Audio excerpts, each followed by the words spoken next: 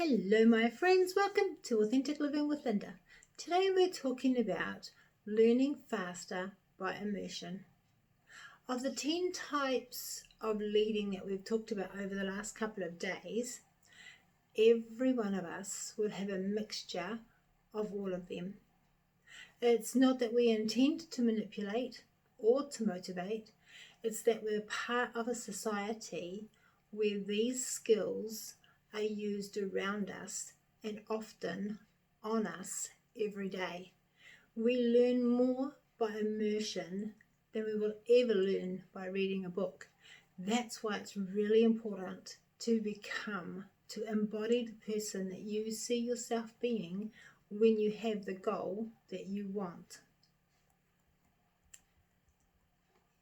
Becoming actively involved in the skills that you want to master is really important. Putting yourself in situations where you will learn what you need to know is vital. The better you become at something, the more you've practiced it. The more you fail at something, get back up and have another go, the sooner you will learn the subtleties of the skill you're wanting to master. Every time you fail, which may only be a little error, and you learn, you move a little bit closer to where you want to be. So you try out something and it doesn't work. So you try something else and that doesn't work. So you try something else. And over time, you're gaining more skill, you're gaining more ability, and very soon you'll figure out what does work. And as you figure out what does work, you become more confident. And then the next set of skills that you need to know become apparent by the lack of them. So you begin to discover that you need more ability. And so you trial and error again, and trial and error again. And before you know it, all this experimentation has built you into being the person that you want to be. You have the skills that you want to develop.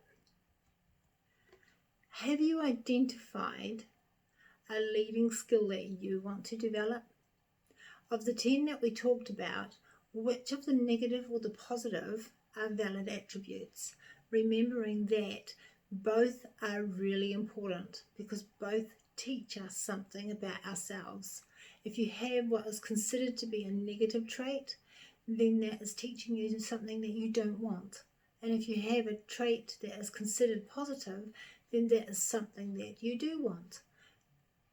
Each is valid. Each are important and must be embraced.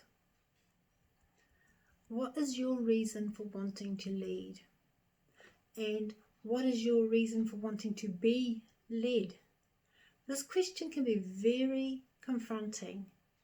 So if you want to be led so that you don't have to take responsibility, then I'd suggest that you take a deeper look at your motive. If you want to be led so that you don't get to fail, then I would suggest that you need to master your mindset more. Failing is part of learning. Failing is also part of succeeding. Failure is only permanent when you stop getting up and when you stop figuring out a different way of doing the thing that you want. Be encouraged that you are not alone on your journey. Every person who has ever succeeded at anything has had to face the discomfort of failing, getting up and going again. And sometimes that failing can be very public and very humiliating, but they get up and they go again. Strength is not forged in the easy things, it is forged in the difficult things. And each difficult thing is relevant to the person facing it. So comparison is not useful because what is your difficult thing may be someone else's easy thing. And what is your easy thing may be someone else's difficult thing. We each have our own journey. We're not alone on the journey, but it is our journey to journey on, I would encourage you to reach out to another person who is where you want to be. Ask for support and be supportive to another person who may ask you for support while they're on their journey. This is a journey that everyone can walk together, individually, but together. Today's inspirational droplet is: failing is part of growing. Failure is only permanent when you stop trying. And I'll see you tomorrow.